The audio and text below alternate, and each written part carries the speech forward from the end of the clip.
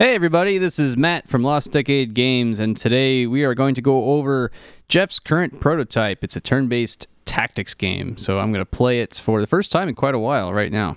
And this is something we actually talked about quite a bit on the podcast recently. Yes, if you haven't heard it, we have a podcast called Lost Cast. You should go check it out. I'm going to forewarn you that the game is sort of in a broken state, so these prototypes are like very rough. Very rough and full of ripped, illegal art. Yes, yeah. These are Shining Force graphics, which is one of our favorite games ever. And this is not what we're going to ship with, obviously, because we would get sued out of existence. But this kind of gets the juices flowing, and it enables us to concentrate on the game design instead of thinking about the artwork and that kind of stuff. Yep. So I just started up a new game, and I'm in a battle here, it looks like. So what's going on, Geoff? What am I supposed to be doing here? You're supposed to kill stuff. Kill stuff. Okay, I want to kill stuff. How do I kill stuff? So basically, it's a tactical strategy game. It's focused on battles, so it's kind of like Final Fantasy Tactics, or the battle aspect of Shining Force. I'm getting horsey already. Jesus. Wow. Yeah, Geoff is known on our podcast for becoming very horsey. you are the horse man. The horse player. Yes, so horse player. Basically, but the thing that I wanted to do is, one, is I wanted to really focus on the combat interactions, and two, I wanted to make the interface as simple as possible. I didn't want like a big menu-driven strategy game like Final Fantasy Tactics, for example, like menu-wise. Right.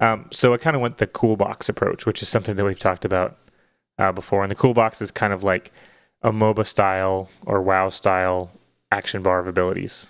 Right. And the one that I designed for this game is contextual. So you can see that, like, as you choose things at the bottom of the screen, it'll scroll down and scroll back up with different options. So, all units typically will have a move command, and you start with one other command for all of your player units right now.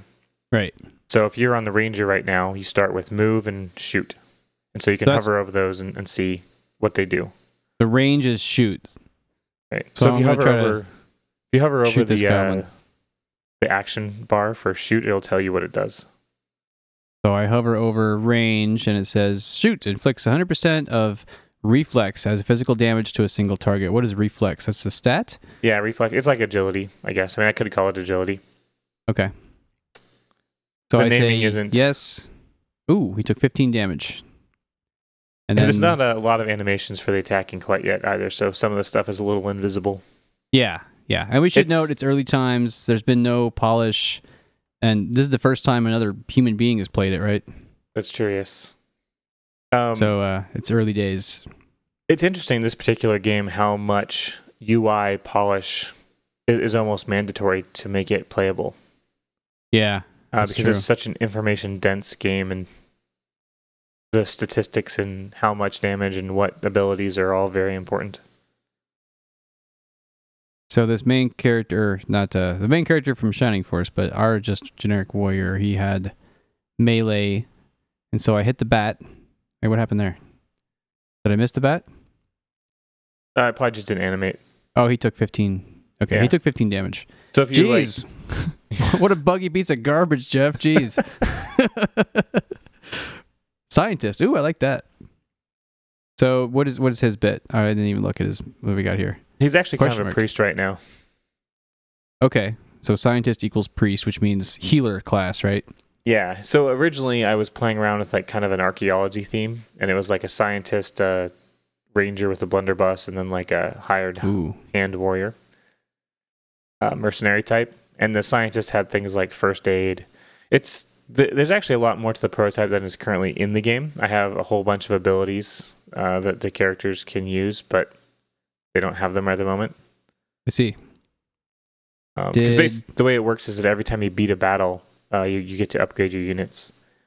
But I broke the win condition recently, as we were talking about on the podcast. The game used to be about trying to get to the exit. Right. And then as we discussed, I decided that was really kind of not jiving well with my overall view of the game, so I cut it, but I haven't quite replaced it. Right. Yet. Yeah, that makes sense. So to explain that a little bit, the first pass of the game design, it was a game where your goal is to get from A to B. And so what that means is, so here's an example. The warrior is currently selected, and you would want to get, either one or all of your characters, say you want to get them here, like over here with these flowers here. This is the exit. And so your goal would just be to travel from here to there. But then there'd be a bunch of monsters in your way. But instead of that, you're thinking you want to kind of change it so it's more like your goal is to kill all monsters, or your goal is to kill just this one specific like head monster, right? Right. Or, your goal is to not let this specific NPC die, or you have to escort this guy across several maps, or basically win conditions that harmonize better with combat instead of being more about escaping, which, kind of emphasizes avoiding combat. Right. So this is what I think is kind of interesting about your prototype right now is, so say in Shining Force, your character, and this is very conventional for turn-based strategy games, your character can move around and then attack or use an item or use an ability, right? But that's it. If your character uses an item or attacks or an ability or whatever before moving, that character's turn is still over, right? And I think what's interesting in your design here is instead you've got it so that each unit has basically 2 moves per turn, I guess you could say. And so you can move and then attack, just like in more traditional games like this, or you can attack and then move. Or you can attack and attack, or you can move and you can move. Oh, yeah, I hadn't even thought about that. It's a very different approach, but it's like rooted in those in the same place as the traditional games, because it's very common in those games. You can actually do 2 moves, but your design here is just you have the ability to expand that quite a bit. And as your repertoire of abilities gets bigger, it's not just move and standard attack. You could do like attack and heal yourself, or you could heal in one character then heal another, or you could cast a buff and then attack, or you could summon a monster and then buff it. Right. Or, it depends on what you can do. And also, the other thing I plan to do is expand upon the actions per turn statistics. So certain things like the bats right now, they only have 1 action per turn. So the bats can't move. They can't move and attack. They can either move or they can attack. Right. So it makes them weaker enemies. Yeah. The goblins right now have 2 actions, so they can move and attack or move and move or whatever. Later on, I want to introduce classes that kind of expand upon that mechanic even further. Like you could have a monk, and the monk has 3 actions per turn by default. And so that makes him a more interesting character, but maybe his abilities are on average weaker. Right. But he gets to do 3 things in a row, and maybe he's combo based, right? Where you have to kind of figure out, A, B, C, and then C does a lot of damage if you already did A and B or whatever. And then, there could be buffs in the game where, you give this character another action next turn, or reduce this enemy's actions next turn by 1. Right. Ooh, that'd be powerful. Yeah, so that code all works, actually. All the buffing and debuffing stuff like that already works in the game. So I've made quite a few abilities to test out all the different mechanics, but they're not actually attached to these particular characters at this time. Sadly. It's fun to think about games like this as basically chess with wiggle room, Yeah. And what that means is like, in chess, it's very Boolean, right? You walk up and you take a piece, and there is no, I halfway took that pawn, right? It's it's kind of all or nothing. My buddy actually, one of my best friends growing up, actually the same person who taught me, I don't want to move, who taught me QBasic, the first programming language I ever learned. We used to play a lot of chess, and we weren't great at it or anything. He was actually pretty good, but we used to kind of change the rules because that's what budding game designers do, right? Take a rule or a game and twist it, right? I'm sure I've talked about Nightmare Chess before. Maybe. Tell me about that in a sec. So we added a rule where you could move each unit twice. Kind of like you were saying, you might have a unit you could move an additional time, or that gets an additional turn, and that like there really isn't much of a game there, because you really quickly just go like, okay, I'm gonna get closer, and I took your king. So it's like three turns in, and you've pretty much already won. It's it changes the game completely. Which drastic. Here's a note for you, Geoff. I would love whichever character I currently am, whichever character's turn it is, maybe highlight them. Yes. I mean, there's a million things that you need to do in the game, right? Obviously, it's early times, but that might be one that's soonish because, like, I think it's this guy, right? Well, if you look at the top left is always the current Ranger. move. Yeah.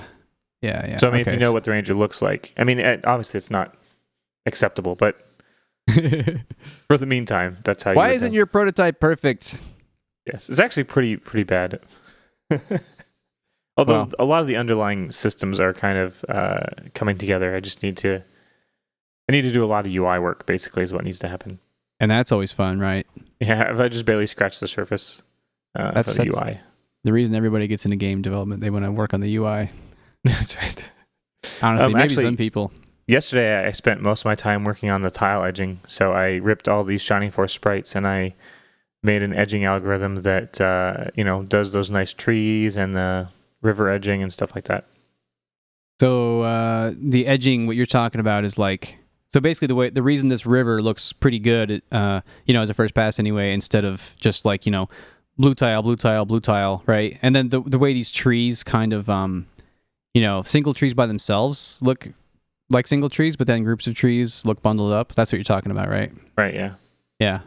And really, it's just the exact same algorithm as the river, except for the tree sprites just happen to look a little different. Right, yeah. I'm about to win this battle, I think. Oh, wait. Oh, what'd I do? I moved twice. That's fine. I'll kill him this time. The interesting thing about Bam!